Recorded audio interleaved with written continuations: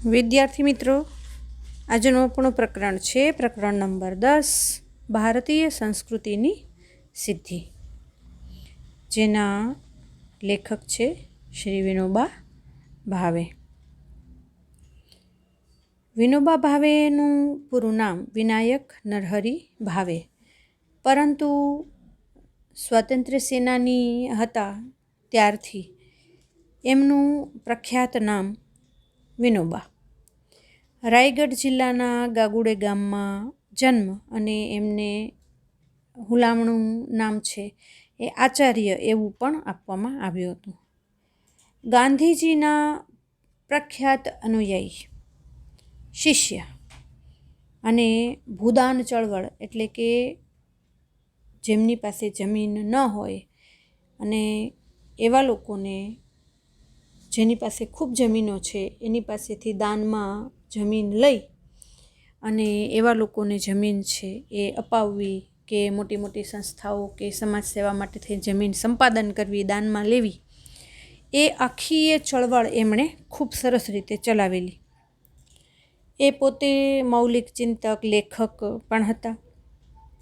ભગવદ્ ગીતાને એમણે મરાઠી ભાષામાં ઉતારેલી. એમના ગીતા પ્રવચનો છે એ લગભગ ભારતની તમામ ભાષાઓની અંદર ટ્રાન્સલેટ થયા છે, અનુવાદિત થયા છે. વિચાર પોથી, સ્થિત પ્રજ્ઞ દર્શન, મધુકર, ક્રાંતિ દર્શન, સ્વરાજ શાસ્ત્ર, ભૂદાન ગંગા ભાગ 1 થી 10 એવા એમના મહત્ત્વના પુસ્તકો છે. અંડરલાઇન કરજો. રેમન મેગ્સેસે એવોર્ડ અને ભારત રત્ન એમનાથી વિનોબા ભાવે છે એને સન્માનિત કરાયા હતા. આ પાઠની અંદર ભારતીય સંસ્કૃતિ અને સંસ્કૃતિ, પ્રકૃતિ અને વિકૃતિ એના વચ્ચેનો ભેદ એમણે બહુ સૂક્ષ્મ રીતે એક્ઝામ્પલ સાથે, ઉદાહરણો સાથે આપણને સમજાવ્યો છે. આ પાઠનો પ્રકાર નિબંધ છે, જે તમે ઉપર ટાઇટલ ભેગું લખી લેજો. વિકૃતિનો અસ્વીકાર કરવો અને પ્રકૃતિને સંસ્કૃતિનું રૂપ આપવાની ભલામણ એમણે આપણને કરી છે. ભારતીય સંસ્કૃતિ કેટલી પ્રયોગશીલ છે એનો પણ મહિમા એમણે કર્યો છે. ભારત દેશનો વિચાર વૈભવ અદ્ભુત છે અને એમ કહી અને આપણી સંસ્કૃતિની ખૂબીઓ છે એ ખૂબ સચોટ રીતે સમજાવી અને વિવિધતામાં એકતાની વિશેષતા જે આપણા દેશનું લક્ષણ છે એને એમણે સ્પષ્ટ કર્યું છે. હવે સંસ્કૃતિ એટલે શું? જો સંસ્કૃતિ એટલે આપણો જે સહજ સ્વભાવ હોય ને એનાથી ઉપર ઉઠવું, મતલબ કંઈક પરિવર્તન કરવું, નવું કરવું, સુધારવું હોય એને સુધારવું, વધુ સારું કરવું, એને સંસ્કૃતિ કહેવાય. કારણ કે સંસ્કૃતિ છે ને એ જીવન જીવવાનો એક રસ્તો છે જેમાં કાળક્રમે પરિવર્તન આવ્યા કરે છે. અને પ્રકૃતિ એટલે સ્વભાવ. પ્રકૃતિ એટલે સ્વભાવ કે જે દરેક પ્રાણીને, પક્ષીને, વસ્તુ, વ્યક્તિ, પદાર્થને મળેલો છે. પણ વિકૃતિ એટલે સ્વભાવથી સાવ નીચે પડી જવું, હોય એના કરતાંય ખરાબ થઈ જવું, એને વિકૃતિ કહેવાય. પ્રકૃતિ આ બધાયમાં વચ્ચે છે, કારણ કે એ નોર્મલ છે, સહજ છે. તમે કોઈ વીંછી ચાલ્યો જતો હોય એને છંછેડો તો એની પ્રકૃતિ શું છે? એ ડંખ મારે છે. એ પોતાની પ્રકૃતિમાં કોઈ ફેરફાર લાવી શકતો નથી. પણ આપણી સંસ્કૃતિ શું શીખવાડે છે કે આપણે બધાની સાથે રહીએ છીએ તો બધાની સાથે આપણે અનુકૂલન સાધીને રહેવાનું છે. જો માણસની એક પ્રકૃતિ હોય છે, એક સંસ્કૃતિ હોય છે, એક વિકૃતિ હોય છે. હવે ઉદાહરણ બહુ સરસ આપ્યું છે કે ભૂખ લાગે છે અને ભૂખ લાગે એટલે માણસ જમે, ખાય. આ એની પ્રકૃતિ છે કે ભાઈ ભૂખ લાગી એટલે જમવાનું. પછી કાંઈ પણ હોય, એ કોઈ પણ જાતનો આહાર હોય એ કરવાનો. પણ માણસ કેવો છે? ભૂખ ન લાગી હોય તોય ખાય. સામે કંઈ જોઈ લીધું અને પેટમાંથી અવાજ આવે કે ન આવે કે હા મને જમવું છે, એ પહેલાં તો એણે લઈ લીધું હોય એ જમવાનું, એ વિકૃતિ છે. અને ભૂખ લાગતી હોય તેમ છતાંય માણસ વિચારે કે આજે તો 11 છે, એટલે આપણે થોડું ભગવત સ્મરણ કરીએ, આપણા પેટને આરામ આપીએ અને આપણે જમવું નથી. કારણ કે ઉપવાસ એકટાણું કરતો હોય તો માણસને ભૂખ તો લાગતી જ હોય, પણ એ જ્યારે નથી ખાતો એ સંસ્કૃતિ છે. એ એણે પોતાના નોર્મલ જીવનની અંદર, સામાન્ય જીવનની અંદર આણેલો ફેરફાર છે. એટલે ઉપવાસ કરવો એ સંસ્કૃતિ છે. પેટ ઉપર આપણે કંઈ ઉપકાર નથી કરતા, પણ ઉપવાસ કરીએ છીએ. ઉપવાસ એટલે ઈશ્વર પાસે વાસ.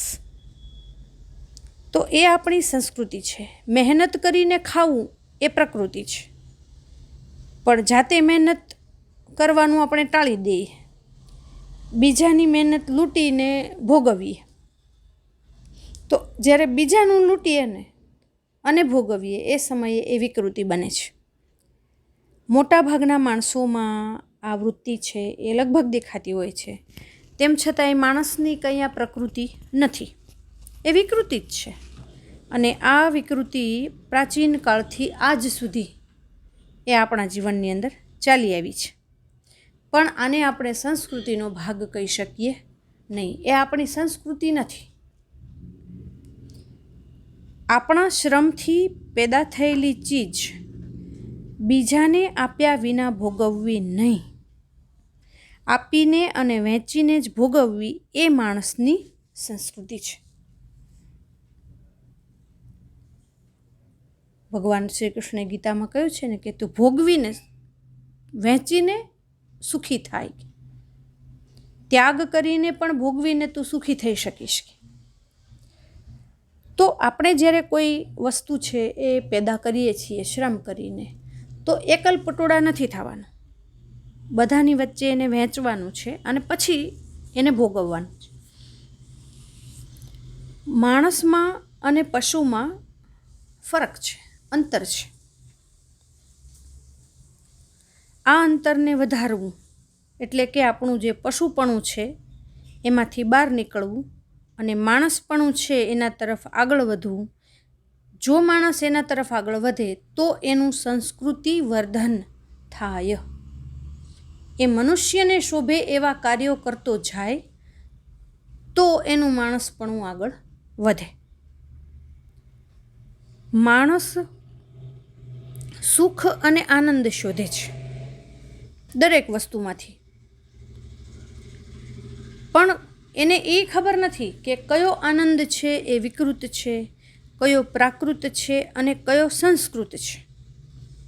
મતલબ કે પ્રકૃતિજન્ય કયો છે, વિકૃતિ જેમાંથી ઉત્પન્ન થાય છે એ કયો છે, અને કયો ખરેખર આપણને આગળ વધારનારો સંસ્કૃતિવાળો છે એ એને ખબર પડતી નથી.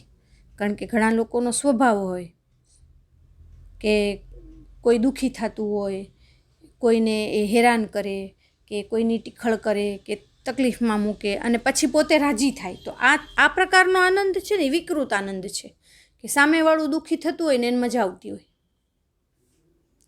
પ્રાકૃત આનંદ એ છે કે જે કુદરતી રીતે આપણને મળે છે. ફૂલ ખીલ્યું છે, આપણે એને જોઈને સ્મિત કરીએ છીએ.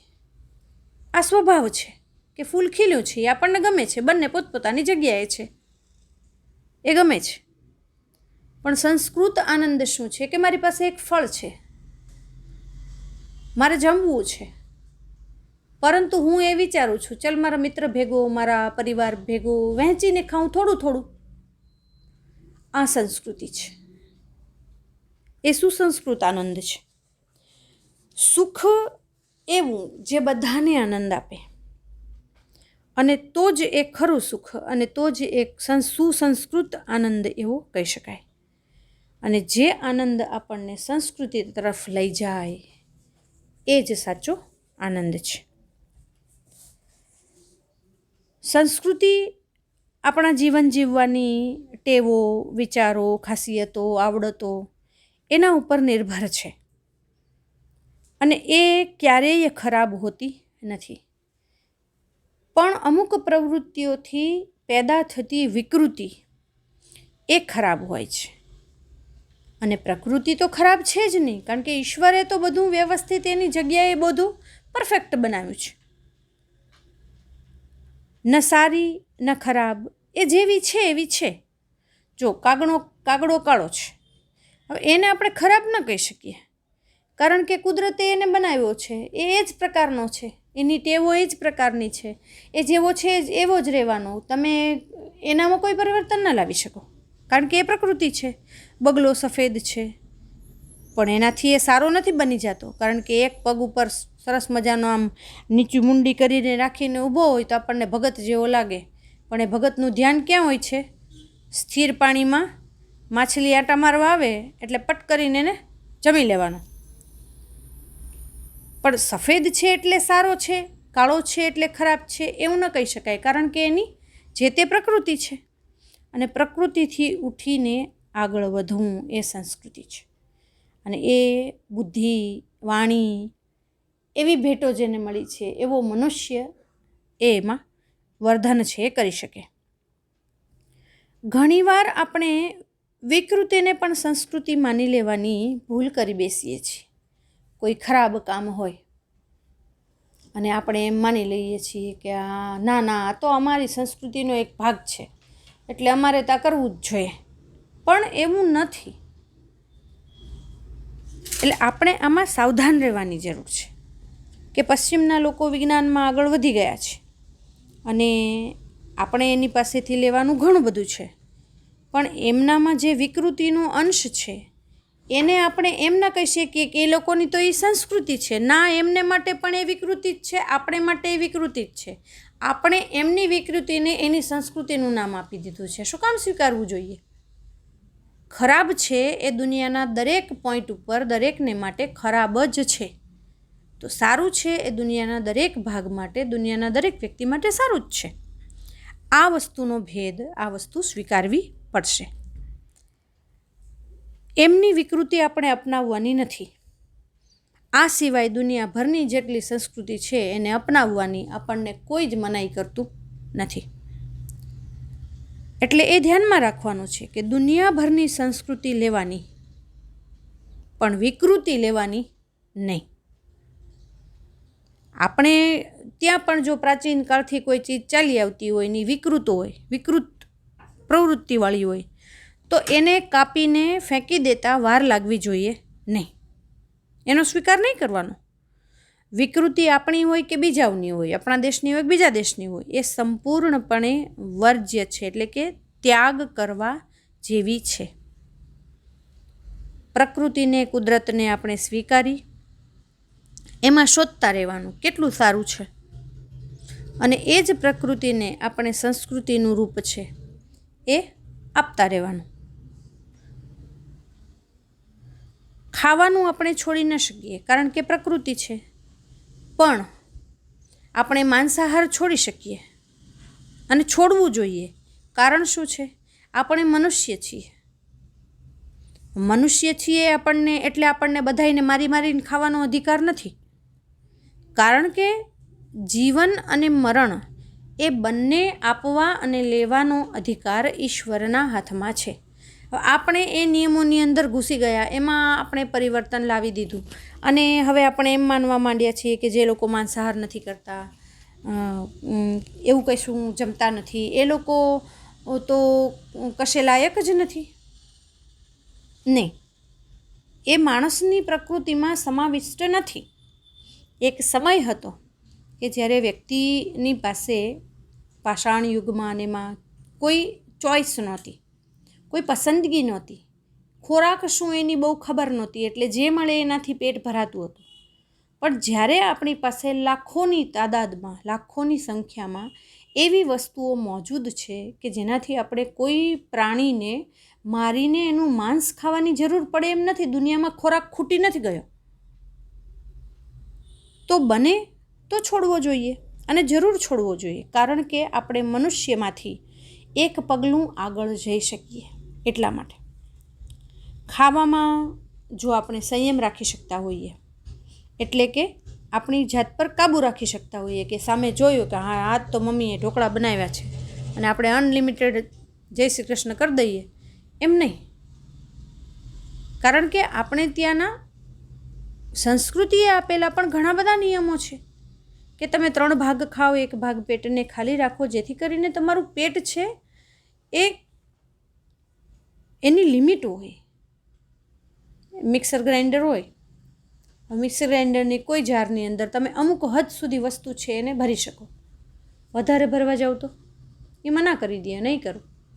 તો પેટ મિક્સર ગ્રાઇન્ડર જ છે, એને એક હદ સુધી ભરો અને બાકીની જગ્યા ખાલી રાખો, તો જ તમને એ અનુકૂળ છે, એ રિઝલ્ટ આપે. કારણ કે જો આવું આપણે કરીએ તો આપણે સંસ્કૃત, સારા સંસ્કારવાળા થયા એવું કહેવાય. વિનોબા કહે છે કે મારું એવું માનવું છે કે વિજ્ઞાનની જેમ જેમ પ્રગતિ થાય ને એમ વૈજ્ઞાનિક પ્રવૃત્તિ છે, એવી વૃત્તિ, એવી ઈચ્છાઓ છે, એ જેમ જેમ વધે ને એમ એમ માણસની વિકૃતિઓ છે ને એ ક્ષીણ થશે, નકામી બનશે, તાકાત વગરની બનશે. અને પછી માણસ છે ને એ સંસ્કૃતિની દિશામાં આગળ વધશે. બહુ આગ્રહ કરીને કોઈને ત્યાં જમવા તમે જાઓ, તમને ખવડાવે જ રાખે. એક તો તમારે લેવું જ પડશે, એક તો તમારે જમવું જ પડશે. આ ખોટી વસ્તુ છે.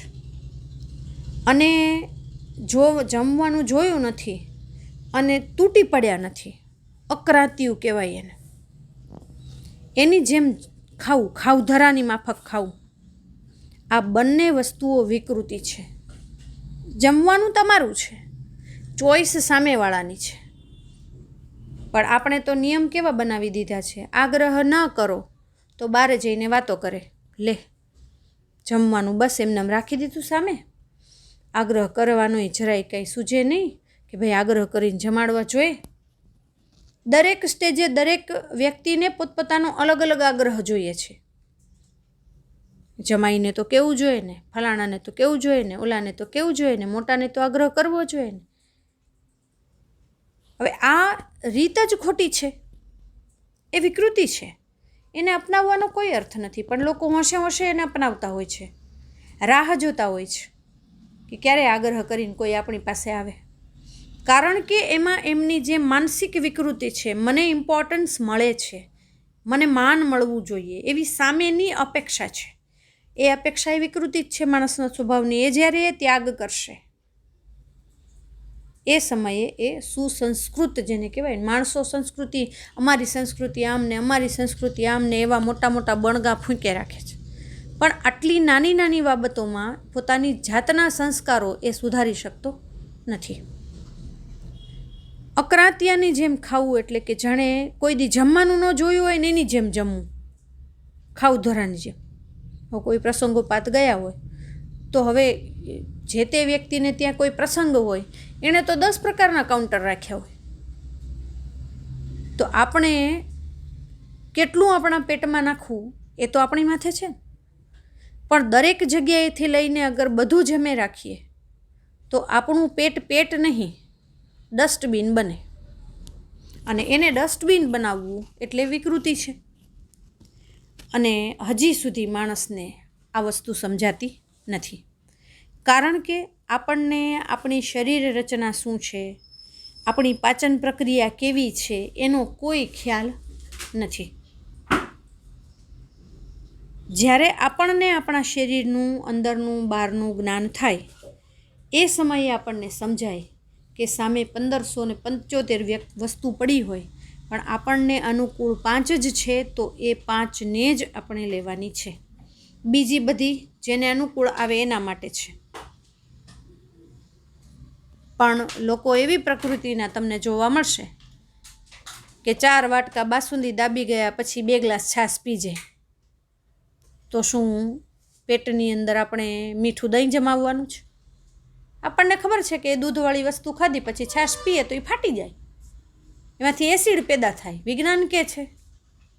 પણ જ્યારે આવું ભાન નથી રહેતું લોકોને, એ સમયે લોકો આવી વિકૃતિ, ભણેલા ગણેલા પણ જે પોતાની જાતને શિક્ષિત ગણાવે છે એવી વ્યક્તિઓ પણ આવી ભૂલો કરતી હોય છે. માણસને જ્યારે આનું સખત ભાન થશે એ સમયે ખબર પડશે કે આ વિકૃતિ છે, આપણે એને છોડવી જોઈએ.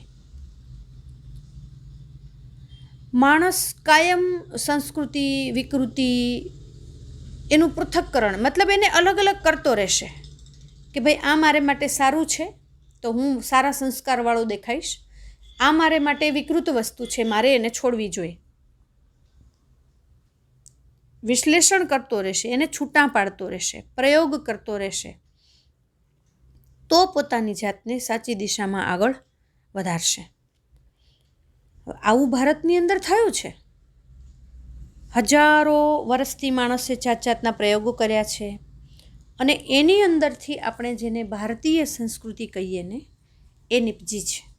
કારણ કે પથ્થર યુગથી લઈ અને આજના જમ્બો જેટ યુગ સુધી જુઓ તો પરિવર્તન વગર સમાજની રચના શક્ય બની જ નથી. અને સમાજની જે રચના છે એ જ સંસ્કૃતિનો પાયો છે. આપણી સંસ્કૃતિ પ્રયોગશીલ છે.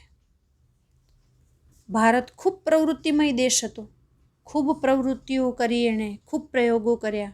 આપણા વૈજ્ઞાનિકો, આપણા ઋષિમુનિઓ, આપણા ગુરુકુળો, એમાં કઈ કેટલીય વિદ્યાઓ છે એના ઉપર પ્રયોગ થયો, વિદ્યાર્થીઓને શીખવવામાં આવી, લોકોની રહેણી કરણી, એના વાણી વિચાર અને બધા જ ક્ષેત્રે પ્રયોગ થયું, પરિવર્તન આવ્યું અને કેટલાક નિષ્કર્ષ એટલે કે પરિણામો પણ એમાંથી નીકળ્યા. અને એ પરિણામો નીકળ્યા પછી વિવિધ શાસ્ત્રો છે એમાંથી ઊભા થયા. અને એ શાસ્ત્રો પ્રાણીશાસ્ત્ર છે કે પક્ષીશાસ્ત્ર છે કે મનુષ્યની જે કંઈ ગતિવિધિઓ છે, સંસ્કારો છે, એનું શાસ્ત્ર છે. પણ આ બધાની અંદર માણસને માટે એક દ્રષ્ટિ એટલે કે અધ્યાત્મની, ધર્મની દૃષ્ટિ, સાચા ધર્મની દૃષ્ટિ એ વધુ મુખ્ય હતી. કારણ કે મનુષ્યના જીવનના ધ્યેયો નક્કી કરવામાં આવ્યા હતા, તે ધર્મ, અર્થ, કામ, મોક્ષ. તો આ જે ધ્યેયો છે એને પ્રાપ્ત કરવા માટે થઈને મનુષ્યે આધ્યાત્મિક દ્રષ્ટિ છે કેળવવી પડે. અને એમાં કેવી રીતે આગળ વધી શકાય એની ખોજ, એની શોધ એ નિરંતર સતત ભારતમાં ચાલી. અને બધી યોજનાઓ આપણા પૂર્વજોએ અનેક પ્રયોગો કરી કરીને ઘડી, એ એમને એમ અસ્તિત્વમાં આવી નથી. અને આપણો એટલો મોટો વારસો છે એ એમાંથી આપણને મળ્યો છે. ભારત માટે એમ કહેવાય છે કે બહુ સંપન્ન દેશ છે. સેંકડો સુંદર નદીઓ છે, હિમાલય જેવો અદ્ભુત પહાડ છે, એટલે કે સુજલ અને સુફળ છે. આપણે જ્યારે વંદે માતરમ ગાઈએ છીએ ત્યારે સુજલામ સુફલામ શસ્ય શ્યામલામ માતરમ, તે સુજલ સારા જલવાળી, સારા પાણીવાળી અને સુફલ સારું ફળ આપનારી, ઉપજાઉ એવી છે. તો શું આપણે એક જ સુજલામ સુફલામ છીએ? નહીં. આપણા કરતાંય વધારે સુજલ સુફળ એવા દેશો દુનિયામાં છે. એટલે આપણી કંઈ વિશેષતા નથી. પણ હા, આપણે એવો દાવો કરી શકીએ કે જે વિચાર સંપદા, સંપદા એટલે સંપત્તિ, કે જે થિંકિંગ પ્રોસેસ છે ને, જે વિચારો કરવાની સંપત્તિ આપણને મળી છે, એનો જોટો, એની જોડી આખા દુનિયામાં ક્યાંય મળી શકે એમ નથી. વિનોબા કહે છે કે હું અભિમાન નથી કરતો, એ કે બીજા દેશમાં હું જન્મ્યો હોત તો પણ જ્યારે હું ભારતને સમજત ને તો હું નિષ્પક્ષપણે કોઈનો પક્ષ લીધા વગર એકદમ તટસ્થતાથી કહી શકત કે ભારતના જેટલો વિચાર વૈભવ એ આખી દુનિયાના કોઈ પણ ખૂણે, કોઈ પણ દેશમાં નથી, નહોતો, નથી અને કદાચ હશે પણ નહીં. ભારતમાં જ્યારે સંસ્કૃતિ છે એની સ્થિરતાની શરૂઆત થઈ. આપણે તમે ઇતિહાસ ભણો છો, સિંધુ ખીણની સંસ્કૃતિ છે કે એમાં મળેલા જે મોહેંજો-દડો, હડપ્પાના શહેરો છે કે એની સાથે સાથે બીજી જે સંસ્કૃતિઓ છે એ વિશ્વના ખૂણે ખૂણે અસ્તિત્વમાં હતી, વિદ્યાપીઠો હતી. તો આપણે ત્યાં જે વેદો રચાયા, ઉપનિષદો, આરણ્યકો, વેદાંગો એ વૈદિક ઋષિઓ છે. અને ત્યારથી લઈને આજ સુધી, એટલે કે આપણે કમ્પ્યુટરની ઉપર કીબોર્ડ પર આંગળીઓ ફેરવી અને આપણે શબ્દ પરંપરા છે એને આગળ વધારીએ છીએ. મોબાઈલના સ્ક્રીન પર ટાઈપ કરી શકીએ છીએ, બોલીને લખી શકીએ છીએ, બરાબર. કારણ કે આપણી પાસે એવા ડિવાઇસીસ છે કે આપણે બોલતા જઈએ અને એ લખતું જાય છે. એને હવે ટાઈપ કરવાની જરૂર પડતી નથી. એ શબ્દની અખંડ પરંપરા એ આપણે ત્યાં આજ સુધી ચાલી આવી છે. વેદોની ઋચાઓના ગાનથી લઈ અને એક ક્લિક પર તમારો અવાજ બીજા સુધી પહોંચાડી શકે એટલી પરંપરા. દુનિયામાં લગભગ બીજો કોઈ દેશ એવો નથી કે જેની ભાષામાં 10,000 વર્ષોથી એના એ શબ્દો છે એ ચાલ્યા આવતા હોય, કે જે પહેલેથી અસ્તિત્વમાં આવ્યા હોય અને અત્યાર સુધી એને આપણે વાપરતા હોઈએ. એટલે આપણે શબ્દો પર, શબ્દ શક્તિ પર ખૂબ ધ્યાન આપ્યું છે. અને ભારતની અંદર શબ્દ શક્તિ ઉપર જેટલું ચિંતન થયું એવું બીજે ક્યાંય નથી થયું. ભારતે પોતાના જૂના પુરાણા શબ્દો છે એને તોડ્યા નથી, પણ એમાંથી નવા છે એ જરૂર બનાવ્યા છે. સાથે જ જૂના શબ્દોની અંદર નવો અર્થ નાખ્યો છે અને એમનો વિકાસ છે એ કર્યો છે. દાખલા તરીકે પીચ્છ, મોર પીચ્છ, પીચ્છ એટલે પીછું, એ તો હવે અર્થ થાય ને એનો પીચ્છ. તો આપણે એને ગુજરાતી ભાષામાં નપુંસકલિંગમાં પીછું એવું લીધું, તો એનું પરિવર્તન થયું સ્ત્રીલિંગમાં પીંછી.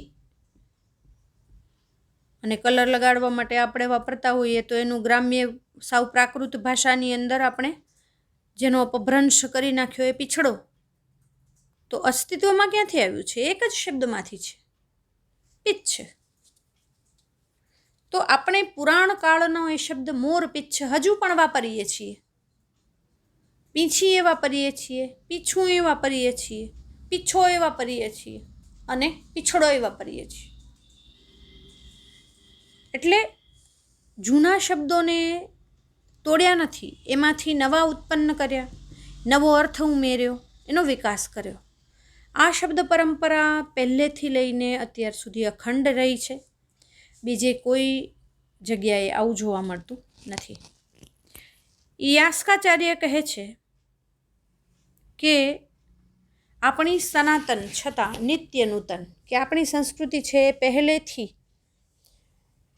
એકદમ સ્થિર એવી અને છતાંય રોજ રોજ એમાં નવું નવું ઉમેરાતું હોય ને એવી સંસ્કૃતિ છે. કારણ કે થનાર પરિવર્તનો બધા મોતી જેવા છે અને સનાતન સંસ્કૃતિ છે ને દોરી જેવી છે. એ દોરીની અંદર નવા નવા મોતી પરોવાયા કરે છે અને સંસ્કૃતિની માળા ગૂંથાતી જાય છે. આપણા ભીતરમાં, આપણા અંતરમાં એક અખંડ, જેનો કોઈ તૂટેલો ભાગ નથી, જેનો કોઈ ખંડ નથી, એવો તંતુ, એવો તાંતણો, એવું હજી પણ કંઈક કાયમ છે, સ્થિર છે. અને વિનોબા કહે છે કે પુરાણ જ સમાનનો કોઈ ઋષિ જો આજે આવે ને, અને તો પણ આપણો બાહ્ય વેશ, બહારનો વેશ ભલે એને જુદો દેખાય, કે જે સમયે આપણી સંસ્કૃતિએ સ્થિર થવાનું શરૂ કર્યું ત્યારે આપણો પહેરવેશ કેવો હતો, અત્યારે કદાચ પહેરવેશ જુદો હોય, પણ એ જ્યારે આપણી પાસે આવશે ને ત્યારે આપણામાં એને એવું કંઈક દેખાશે જેના લીધે એ કહી ઉઠશે, હા આ મારા જ બાળકો છે, મતલબ આ મારી જ પરંપરાના બાળકો છે. કારણ આપણી ભીતર, આપણી અંદર કોઈક શાશ્વત, ચિરંજીવ, હંમેશને માટે રહે એવું સ્નિગ્ધ, કોમળ, ચવડ, એટલે કે જે સ્થિતિસ્થાપક થઈ ગયું હોય, આમ એકદમ વર્ષોથી ઘસાઈને પણ ગયું ન હોય આપણી પાસેથી એવું કઠોર અને જીવતરવાળી, કઠણ અને કંઈક જીવંત બનાવે ને એવી વસ્તુ છે જે બદલાતી નથી. અને એ જ આપણું એક અનોખું, અજીબ પ્રકારનું, સૌથી જુદું એવું બળ છે. આ સંસ્કૃતિને આપણે એ જ રીતે વહન કરવી એ આપણી ફરજ છે. હજારો વર્ષોનો જૂનો આપણો પુરાતન દેશ છે. બીજા દેશોના ઇતિહાસનો આરંભ નહોતો થયો ત્યારે આપણા પૂર્વજો છે એ ગૌરવ શિખર પર પહોંચી ગયા હતા. આપણે કહીએ ને ત્યારે ઓપરેશનો આમને ઓપરેશન તેમને બધા આમ ઓપરેશન કરીને દુનિયાના છેડામાં આવા ઓપરેશનો થાય, એ ઓપરેશનોની જ્યારે લોકોને સમજ પણ નહોતી એ સમયે આપણા દેશના ઋષિમુનિઓ સુશ્રુત ચરક એ લોકોએ ઓપરેશનો કરવાની, એટલે કે વાઢકાપ આખું એક શાસ્ત્ર છે. વાઢવું ને કાપવું, અંગ જે ખરાબ થઈ ગયું એને વાઢીને જુદું કરી નાખવાનું, એને વાઢવું કહેવાય. અને કાપવું એટલે ક્યાંય પણ કોઈ પણ વસ્તુ વધારા ખાતાની છે તો એને કાપી નાખવાનું. એ જે આખું ઓપરેટિવ શાસ્ત્ર છે એ આપણી પાસે હતું. એ લોકો કરી શકતા, હાડકાના ઓપરેશનો કરી શકતા, મણકાના કરી શકતા, આંખના કરી શકતા. બાળક આઘું પાછું ત્રાંસું થઈ ગયું હોય માતાના ગર્ભમાં તો એને સિઝેરિયન કરવા જેટલી એમની જે ટેકનિક છે એમની પાસે હતી. અને આપણો ઇતિહાસ તો કહે છે કે એક વાળના બે ઊભા કરી ભાગ કરી શકાય ને, વાળના બે ભાગમાં એને ચીરી શકાય, એ પ્રકારના તો આપણી પાસે સાધનો હતા. તો આખી એ દુનિયામાં ગૌરવ લેવા જેવી બાબતો છે ને એ હતી કે જ્યારે લોકો પાસે આવું કંઈ નહોતું. પછી એમાં ઘણું પરિવર્તન આવ્યું, પણ આપણે એ પરંપરાઓ છે એમાંનું ઘણું ખરું આજે મોજૂદ છે, અતૂટ છે એ પરંપરા. અને એ જ આપણને આપણા પુરાણા કાળ સાથે જોડી રાખે છે. બહુ જૂના પુરાણા પુસ્તકોમાં કે જૂની પુરાણી આપણી જે વિદ્યાઓ છે, દવાની વિદ્યાઓ, એમાં પણ આપણને મળે જ છે કેટલી ઔષધિઓ છે એ જે તે સમયે પણ એ જ કામમાં આવતી હતી, આજે પણ એ જ કામની અંદર આવી રહી છે. એમાં સ્થળના ભેદ છે, કાળ સમયના ભેદો છે, પણ તેમ છતાંય વિવિધતામાં એકતા છે. એટલે કહેવાયું છે કે દુર્લભમ ભારતે જન્મ, કે ભારતમાં જન્મ મળવો ને લેવો ને એ દુર્લભ છે, બધાયને એનો લાભ મળતો નથી. એટલો એ પરમ પવિત્ર દેશ છે. પૂર્વજો કહેતા એવું બધું તે કે આપણી પહેલાં જે જન્મનારા હોય એને પૂર્વજો કહેવાય, આપણી પછીથી જે જન્મ્યા હોય એને આપણે અનુજ કહીએ છીએ. દુર્લભમ મહારાષ્ટ્રે જન્મ, દુર્લભમ ગુર્જરેશુ જન્મ, આવું તમને ક્યાંય વાંચવા મળશે નહીં. કારણ કે ભારત દેશના એટલા મોટા ઇતિહાસની અંદર ગુજરાત અને મહારાષ્ટ્રનો જન્મ તો બહુ પછી થયો, પણ ભારત નામની એક જગ્યા, એક સંસ્કૃતિ તો આખી મોજૂદ હતી જે તે સમયે. આવું ક્યાંય જોવા ન મળે. તુલસીદાસજી પણ કહે છે, ભલી ભારત ભૂમિ ભલે કુલ જન્મ, કે ભારત ભૂમિની અંદર ભલા એવા કુળમાં જન્મ લેવો ને એ નસીબવંતા હોય ને એને જ આ સૌભાગ્ય મળે. કે અને 500 વર્ષ પહેલાં ગુજરાતના કવિ નરસિંહ મહેતાએ પણ ગાયું હતું ને કે ભરત ખંડ ભૂતળમાં જન્મી જેણે ગોવિંદના ગુણ ગાયા રે, ધન ધન જેની જનની સફળ કરી એણે કાયા રે, ધન ધન એના માત પિતાને સફળ કરી એણે કાયા રે. કે જેણે ભરતખંડની અંદર જન્મી અને ભગવાનના ગુણ ગાયા છે એના માતા પિતાને ધન્યવાદ છે. હવે જુઓ, આ વાત આસામના શંકરદેવ અને માધવદેવ નામના કવિઓએ પણ કર્યું. જો નરસિંહ મહેતાએ ગુજરાતનો મહિમા નથી ગાયો, શંકરદેવે આસામનો મહિમા નથી ગાયો, આ એક પશ્ચિમમાં તો એક પૂર્વમાં એવા કવિઓ હતા જે એકબીજાને જાણતા નહોતા, એકબીજાને મળ્યા નહોતા, અને છતાં એ એવું સમજતા હતા કે ભારત આપણી પુણ્યભૂમિ છે, કે આપણે તો ભારતના છીએ. નરસિંહ મહેતાએ કોઈ દિવસ ગુજરાતી હોવાનું ગૌરવ નથી કર્યું, પણ ભારતીય હોવાનું ગૌરવ કર્યું છે. કે અમે ભારત ભૂમિમાં જન્મ પામ્યા, એથી ધન્ય થયા, એવી બંનેને અનુભૂતિ થઈ અને બંનેએ એ એક સરખી રીતે વ્યક્ત કર્યું.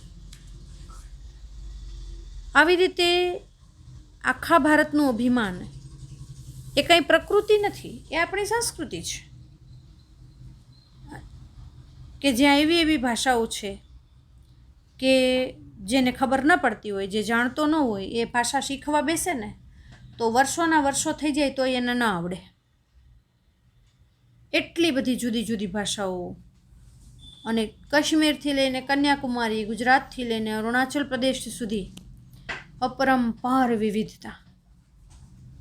તો આ ભૂખંડને એક દેશ માનવો ને, આ જે ભૂખંડ એટલે કે જમીનનો એક અંશ, એને એક દેશ માનવો એ સંસ્કૃતિ છે. કારણ કે એ સંસ્કૃતિ એમને એમ બની નથી. બાર ગાવું એ બોલી બદલાઈ જાય, આટલી નિત્ય નવીન છે કે જેમાં પરિવર્તન આવ્યા જ કરે છે. તો જ્યારે માણસ પ્રકૃતિથી ઉપર ઉઠ્યો, પોતાના જીવનમાં પોતાની આસપાસના જે રહેણી કરણી, રીતિ રિવાજો, એમાં એણે એકબીજાની પ્રત્યે માન રાખ્યું, સમર્પણ કર્યું, એને અપનાવ્યું, ત્યારે આ સંસ્કૃતિ છે એ આપણને મળી છે. આવી ભારતીય સંસ્કૃતિને આપણે જાળવવાની પણ છે અને આગળ વધારવાની પણ છે.